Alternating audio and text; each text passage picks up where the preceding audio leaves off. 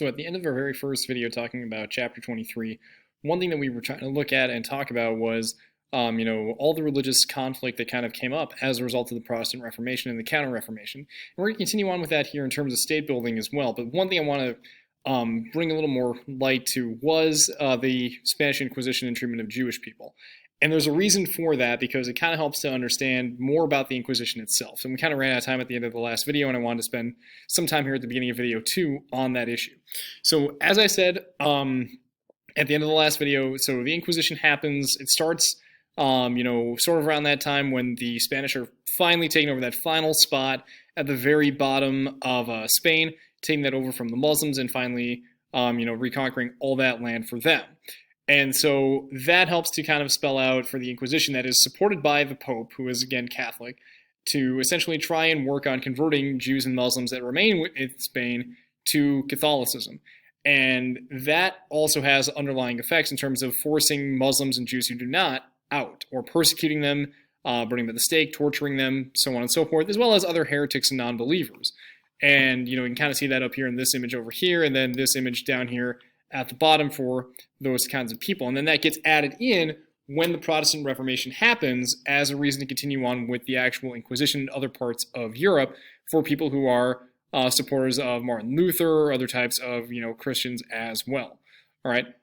So that also ends up being a discharge of Muslims and Jews from Spain to other parts of Europe as well as to the Americas at this time. And you can kind of see, so this one here is kind of a movement of Jewish people, and you kind of see where they're going and when they're leaving from different parts of Europe.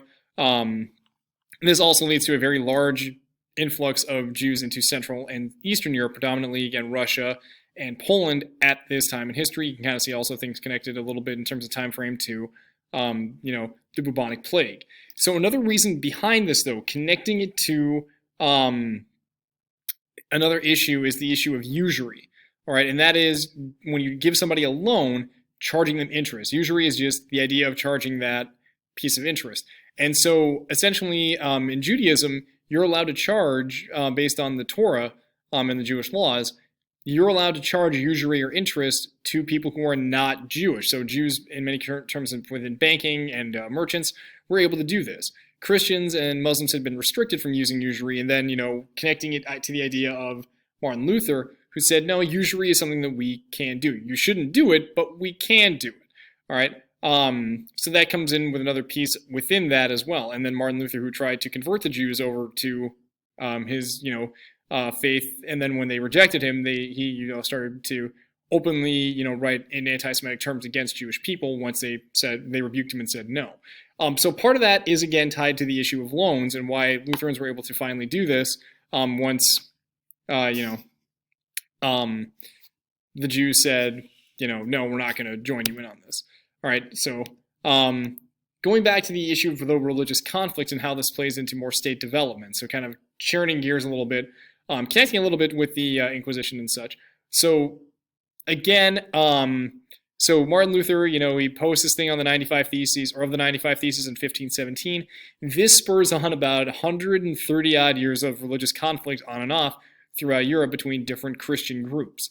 And so the biggest one being the 30 Years' War, that is a series of conflicts beginning in Prague in what is now the Czech Republic, being, right here, starting in 1618, and then going on and off for the next 30 years to 1648. And that gets so much of Europe involved, predominantly being fought throughout Germany, or the Germanic states at this point, which is much of the Holy Roman Empire, but other parts of Europe as well. So you can kind of see where, different parts of the war going on, where you're also getting a lot of Scandinavia involved, including the Swedes and Norwegians in here a little bit, predominantly, Swedes with Gustavus Adolphus getting in. But yeah, so what eventually ends up happening over the cause of this 30 years of warfare, about 1/3 of the German population dies as a result either from warfare, famine, disease, massacres, things like that. And so some of the things that kind of happen is Germany is completely divided into 360 separate states along different Protestant and Germanic, or not Protestant and Germanic, Protestant and Catholic lines that kind of still sort of resemble that stuff a little bit to this day. But also the decision was for, or at least in theory anyway, for these independent states, as well as other countries, such as, again, the Dutch, Netherlands, which finally got independence from, oddly enough, a Habsburg Spain. What we mean by Habsburgs was this very big dynasty that ended up ruling in the Austro-Hungarian area for about 500 years. This being Austria right here. Hungary, at this point, is actually under control of the Ottoman Empire. We'll get to that, chapter 27. Also, through marriage, had connections and control of a bit of Spain and Portugal, as well as Belgium and the Netherlands. And then the Dutch broke off, partly, again, connecting themselves to the Protestant Reformation as a reason behind that.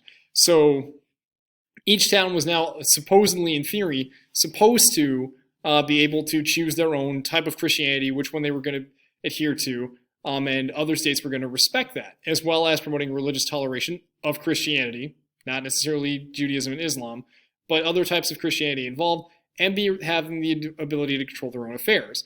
Because with the Spanish Netherlands up here that had now become fully independent and became run completely by the Dutch without any Spanish or Habsburg interference, that was another large piece of that had been in conflict for about 60 odd years. So all of this is kind of relating to that idea of breaking away and finding faiths of your own choosing, but also for a lot of them it was getting more control and power over their territory and less power from the church, or having the Catholic Church have less power or say in some of these areas.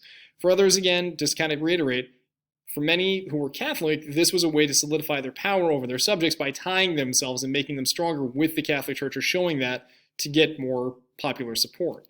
So tying this into the idea of state building, this is also where we begin to see more what we call constitutional states. So moving away from monarchies, completely moving away from feudalism in Western and Central Europe, moving towards more democracies, more like republics within Europe. So these are governments where the people have increased levels of authority and representation and limit the powers of the monarchs or the kings and queens where they exist. So the Dutch really don't have that. They have a representative government starting around, again, the 1580s when they break off from Catholic Spain. And so within England, which is the other country related to this is the constitutional monarchy, where essentially all the people have rights, or at least all the property-owning people have rights, and the government and the king or queen has to adhere to and give up some of their power to share with, the representative members of the government. So this includes decisions on taxes, on warfare. This is essentially where the Magna Carta comes in within England in 1215, where the king had to give up power to some of the nobles as a result. All right, so this gets reinforced with the English Civil War, which was about, again, the rights of the king, as well as religious rights, and the Glorious Revolution, which ends it and finally, lays in that in 1687, 1688, where the monarchy in Great Britain essentially just becomes a figurehead. It's like the Queen of England to this day, Queen Elizabeth,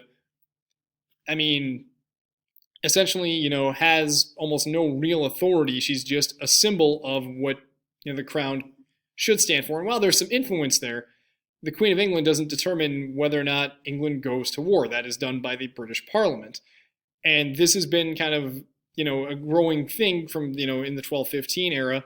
And then over time, that power got lost, specifically with the English Civil War, where the king hadn't called Parliament in for a very long time to make those decisions. And then, again, the Glorious Revolution ends when they kick out one king, bring in the king's sister and her husband out of the Dutch Netherlands onto the throne. That's William of Orange, and Orange being a county here, or one of the areas within, again, the Netherlands. So the Dutch Republic has no monarchy and representatives, and has representatives from all different parts of the Netherlands that help to, again, control that. So again, there's that limited power of central authority with one figure, and is spread amongst the representatives. Now, this is striking compared to the rest of Europe, where if you're in the Germanic states, some free towns might have something like this, but a lot of them is, again, princes, lords, and stuff like that. But nowhere else in Europe do you find stuff relating to a really strong or legitimate constitutional monarchy like you do in England, or essentially a constitutional representative government in the Netherlands. All right, this helps to set up future democracies in the world, including the United States, and is helpful in creating capitalist systems and free trade, i.e. with the Dutch East India Company and the British East India Company, as the book also lays into. All right. Comparatively, on the opposite side of that is this idea of absolutism and the divine right of kings. So this represents the other monarchs within France, within Spain, the Habsburgs, royalty and monarchies, again in Scandinavia. And so this is the system of government where the monarch essentially has absolute power. All right. And essentially they say that power is derived from God. They are God's representatives on earth. And essentially that ties religion and the monarchy together. All right. The king wouldn't be here if God did not want them to be there. All right. And so this is the idea of absolutism or absolute power, tying it into God wants me here, so thus that is my backing. That is kind of why I'm able to do what I do. And in a sense, absolutists at this point try to limit the power of the nobles and of authority, or of the noble powers and authority, using wealth and other means to support and maintain power and increase their authority. All right. So some examples here. We're going to look at France. Cardinal Richelieu, who was essentially acting king for Louis XIV as he's growing up as a young boy, and then Louis XIV, known as the Sun King, who then takes over after the cardinal, after he comes of age. And this is all representative of Louis here in these pictures. All right, so together these two work to consolidate the royal power through taxes, as we've kind of mentioned within chapter 21, the use of large armies, again, private armies, and taking, again, power and authority away from the nobles by paying for these private forces through taxes, and weapons that nobles can't match, again, cannons, gunfire.